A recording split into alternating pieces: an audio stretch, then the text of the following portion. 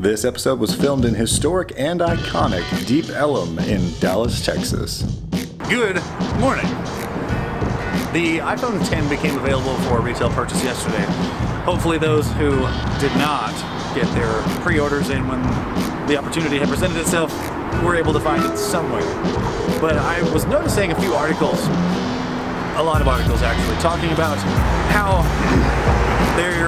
the learning curve that comes from the lack of the home button is forcing people to learn something new, and how open-armed everything is to this new concept.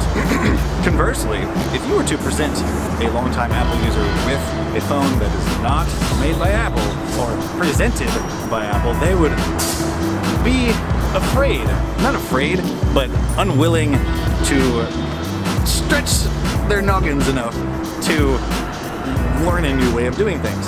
Now you see all these articles that are pandering to that very thing, but it has to do with Apple.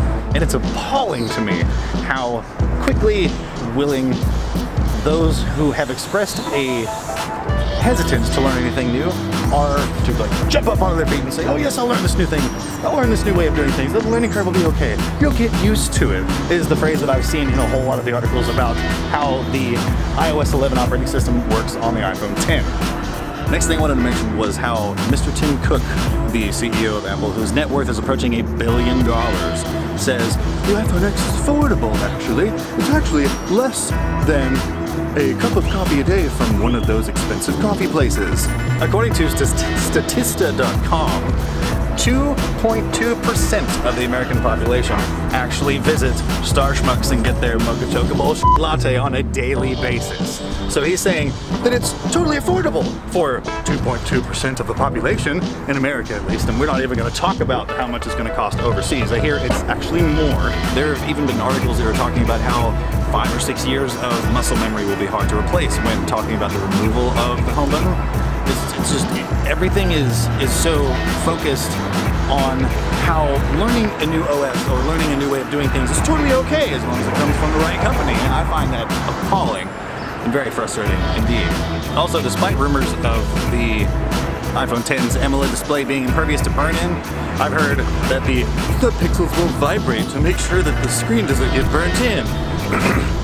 Apple has released a video explaining to you how to avoid this happening to your phone or to your trash iPhone X.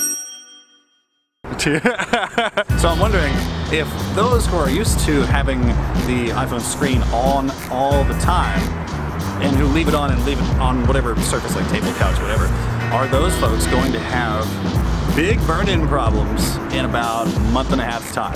I'll give it about a month and a half, and then we'll see if any of the articles start talking about people complaining about iPhone X screen burn. In conclusion, number one, people seem to have a very sympathetic and positive view towards learning new things when it comes to Apple, but not when it comes to anything else. Number two, Tim Cook thinks the iPhone X is as affordable as a cup of coffee from Starbucks or Star Schmucks.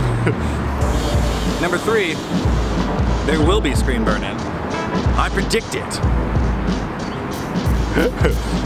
Also, stay beaming.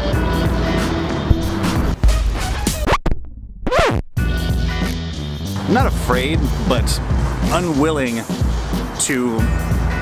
Wait, let's start that again. And I'm just gonna start backing up. Are my eyebrows flaky? Can you tell? No. Okay, cool. You're fine. Because I hate it when that happens. We only have so much battery, Taylor. Right. Well, no, it'll last plenty of long. All right, come on. Do you want to screen burn? Yep. There have even... Sorry. No, that's okay. No, I messed up. There have even been. There have even been. Hold on. Just Yeah. stop. That's All fine. right.